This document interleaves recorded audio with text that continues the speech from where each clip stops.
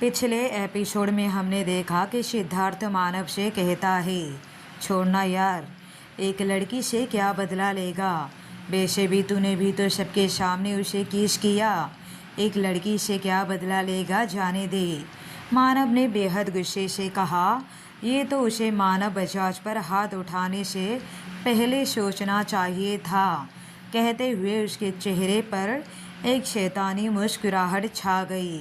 सिद्धार्थ ने कहा, अच्छा सुन, 2 घंटे के बाद तुझे एक बिजनेस पार्टी में जाना है, होटल रॉयल लुक में, मिस्टर कपाड़िया की पार्टी में।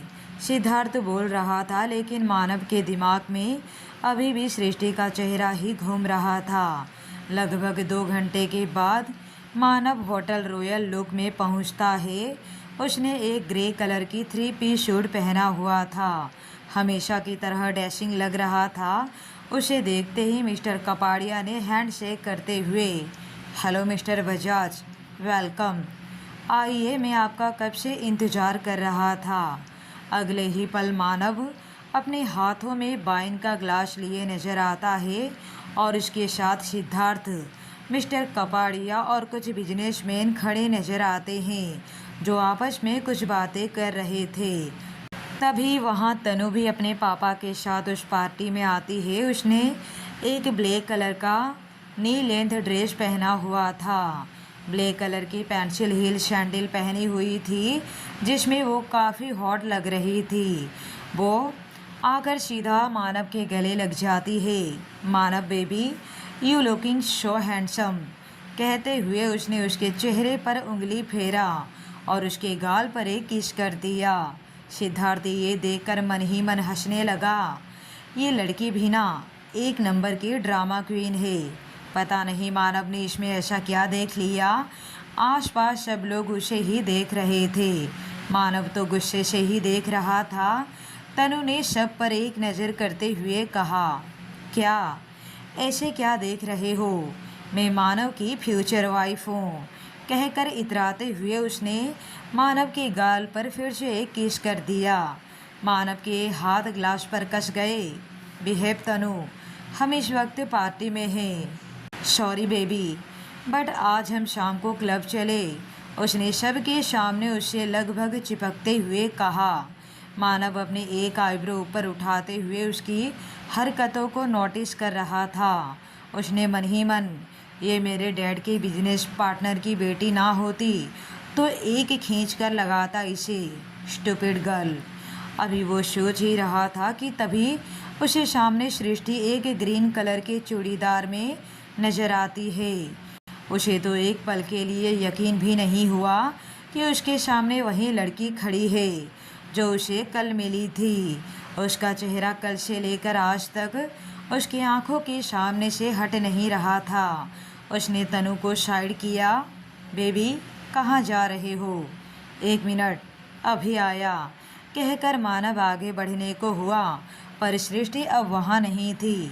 अभी तो ये लड़की यहीं पर थी, अभी कहाँ चली गई? उसने थोड़ा आगे जाकर आसपास नज़र दौड़ाया। अचानक से उसे अपने पास से पीछे की ओर से कोई गुजरता हुआ नजर आया। उसने मुड़कर देखा तो एक लड़की उसी तरह ग्रीन चूड़ीदार में कॉरिडोर की तरफ जा रही थी। शायद वो सृष्टि ही थी। मानव उसके पीछे दौड़ा, उसके पास गया, उसके कंधे पर हाथ रखा। सृष्टि पीछे मुड़कर देखी, वही खूबसूरत सा चेहरा, नीली नीली आंखें, रेशम से उड़ते बाल। एक पल के लिए तो मानव उसे देखता ही रह गया।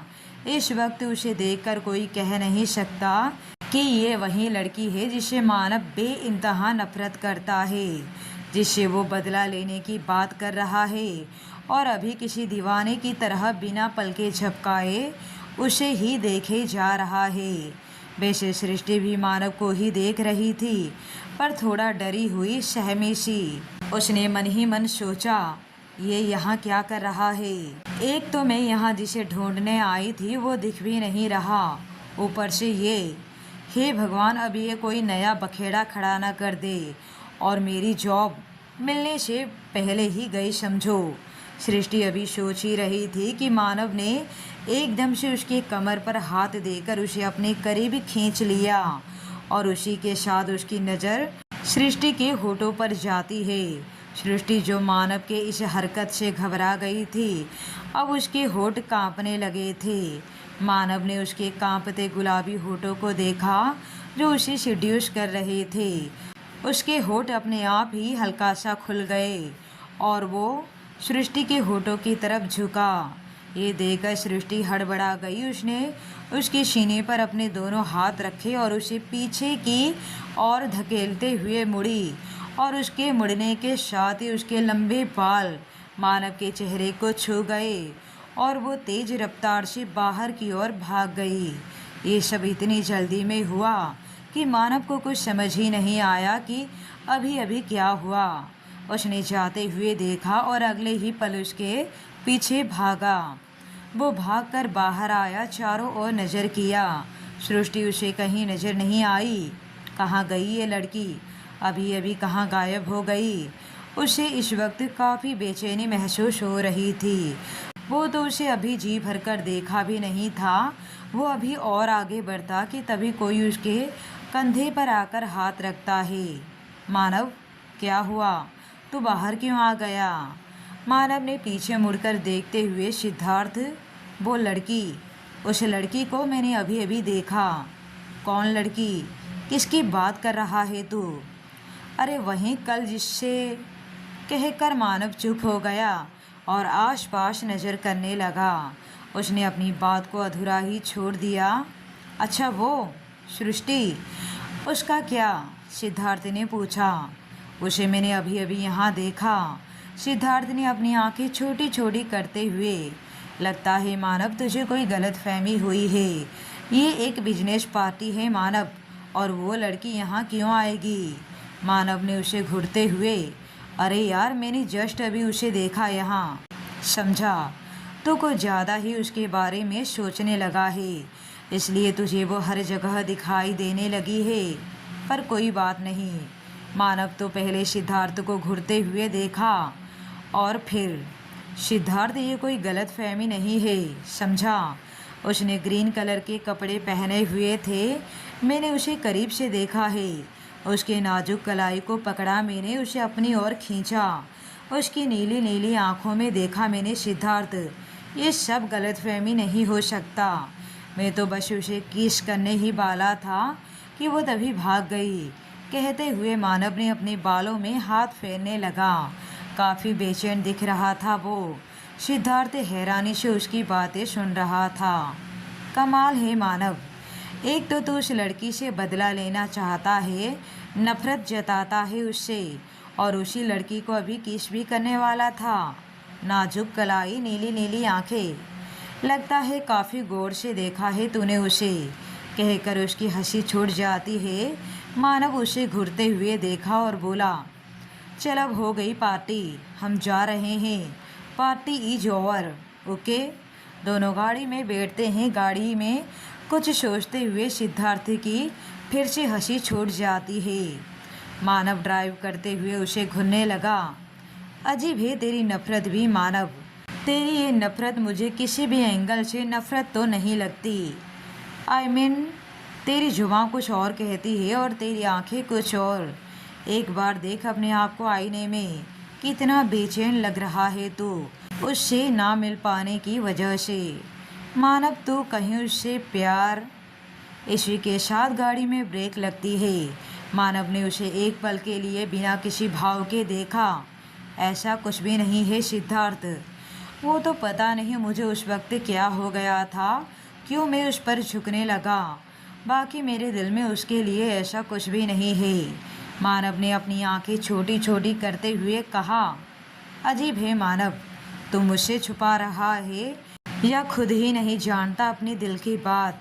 पता नहीं, जो भी है, पर ये नफ़रत नहीं, कुछ और ही है। ओह शट अप, मैं अभी भी उससे नफ़रत करता हूँ और उस थप्पड़ का बदला तो मैं लेकर ही रहूँगा।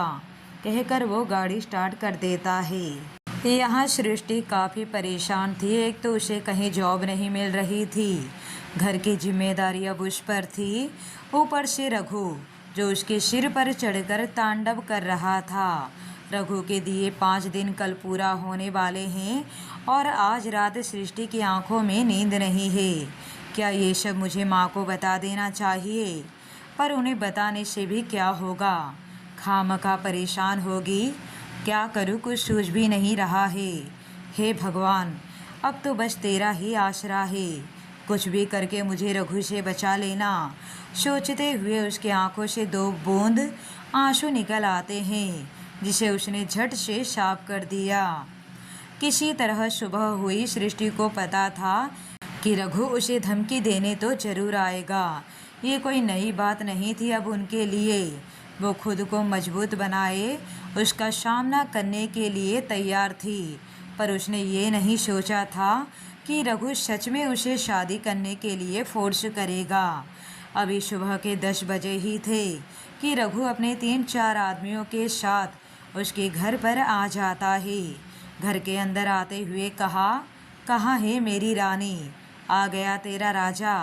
सृष्टि उसे इस बार उसके आदमियों के साथ देखकर थोड़ी घबरा गई। कौशल्या जी और सृष्टि एक दूसरे को देखने लगे। कौशल्या जी ने आगे बढ़ते हुए कहा, देखो रघु, हम तुम्हारा पाई पाई चुका देंगे। हमें थोड़ा वक्त तो दो। इतने सारे आदमी लेकर यहाँ क्यों आए हो? अपनी रानी को अपना बीवी बनाकर ले जाने। उसने एक गंदी हंसी हंसते हुए कहा। ये सुनकर कौशल्या जी की आंखों में आंसू आ जाते हैं। ये क्या बोल रहे हो बेटा तुम चाहो तो ये घर ले जाओ। पर अभी उनकी बात पूरी हुई भी नहीं थी कि रघु ने कहा, ए बुढ़िया, बेटा नहीं दामाद बोल, दामाद। इस टूटा फूटा घर को लेकर मैं क्या करूँगा जब सामने ताजमहल हो? क्यों रानी, वैसे भी तेरी माँ को मुझसे अच्छा दामाद कहीं नहीं मिलने वाला। दुनिया में कोई तुझे मुझसे ज़्यादा प्यार नहीं कर सकता, समझी? अब चल, हम दोनों शादी करते हैं। कहकर उसने सृष्टि का हाथ पकड़ लिया। सृष्टि ने अपने हाथ को झटकते हुए, तुम ऐसे मुझसे ज़बरदस्ती नहीं कर सकते। प्लीज़ छोड़ो मुझे नहीं करनी तुमसे कोई शादी वादी। शादी तो करनी ही पड़ेगी रानी। ये मेरा प्यार ही है जो मैं तुमसे शादी करना चाहता हूँ, वरना आज तक मैंने कभी किसी लड़की को शादी के लिए नहीं कहा। बिना शादी के ही काम चला लिया। ये सुनकर उसके सब आदमी हंसने लगे। वो उसका हाथ पकड़कर उसे खींचते हुए बाहर ले गया। बाहर उनके आवाज़ से अब तक कुछ लोग जमा हो चुके थे। जैसे ही रघु सृष्टि को बाहर खींचते हुए ले गया, एक ने कहा, देख रघु, तू ऐसे किसी लड़की को शादी के लिए ज़बरदस्ती नहीं कर सकता। अबे बुढ़े, तू देगा इसके 5 लाख रुपए? बोल, देगा? वो चुप हो गया। तभी एक दूसरे आदमी ने कहा, लेकिन रघु, सृष्टि एक अच्छी लड़की है, तुम्हें उन्हें मोहल्लत देनी चाहिए। अबे गंजे, अच्छी है इसलिए तो शादी कर रहा हूँ। लोग दहेज लेते हैं, मैं तो 5 लाख रुपए छोड़ रहा हूँ। और क्या करूँ? अब कोई बीच में बोला ना तो शाला काट दूंगा सबको। सब चुप हो जाते हैं। रघु सृष्टि को खींचते हुए उसी चौल के दूसरे किनारे पर ले जाता है जहाँ वो रहता है, और उसके घर के आगे एक मंडप बंधा हुआ है।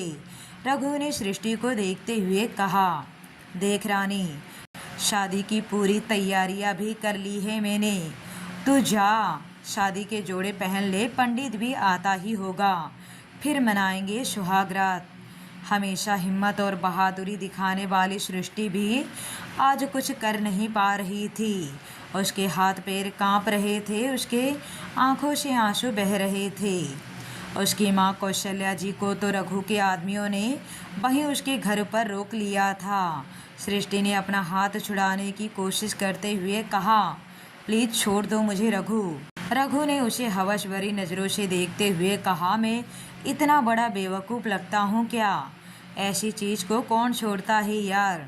ये ले, ये जोड़ा पहन ले, नहीं तो। कहकर उसके हाथों में जोड़ा थमाते हुए उसे अपने घर के अंदर धकेल दिया। सृष्टि नीचे फर्श पर गिर गई। उसने उठते हुए कहा, कभी नहीं, मैं मर जाऊंगी पर ये जोड़ा नहीं पहनूंगी और ना ही तुझसे शादी करूंगी। तो ठीक है, 5 मिनट में तूने खुद से नहीं पहना तो मैं खुद अपनी रानी को अपने हाथों से पहनाऊंगा। कहकर वो दरवाज़ा बाहर से बंद कर देता है। सृष्टि बेहिसाब रोई जा रही थी। उसे और बचने का कोई रास्ता नज़र नहीं आ रहा था। वो तो ये भी जानती थी कि अगर उसने ये जोड़ा नहीं पहना तो रघु खुद अपने हाथों से पहना भी सकता है। वो एक नंबर का ठरकी इंसान है।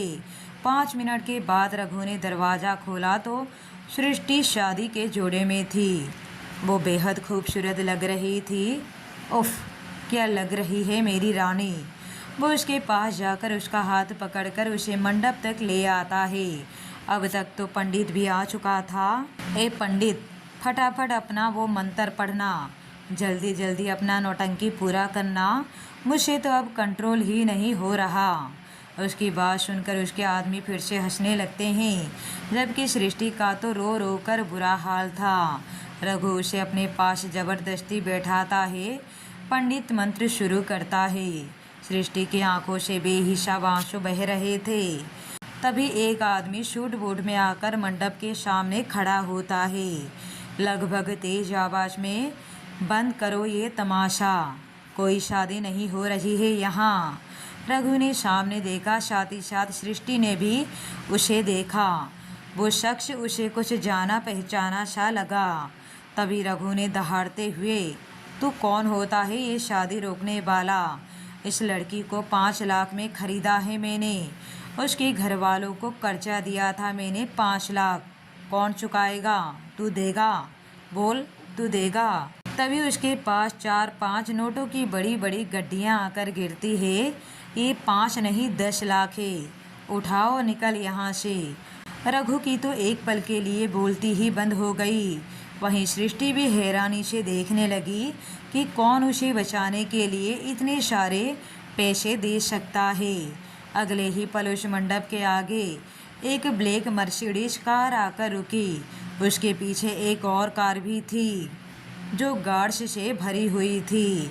आगे वाली कार का डोर खुला और उसमें से मानव ब्लैक सूट में ब्लैक गोगल्स के साथ रुआब के साथ बाहर निकलता है।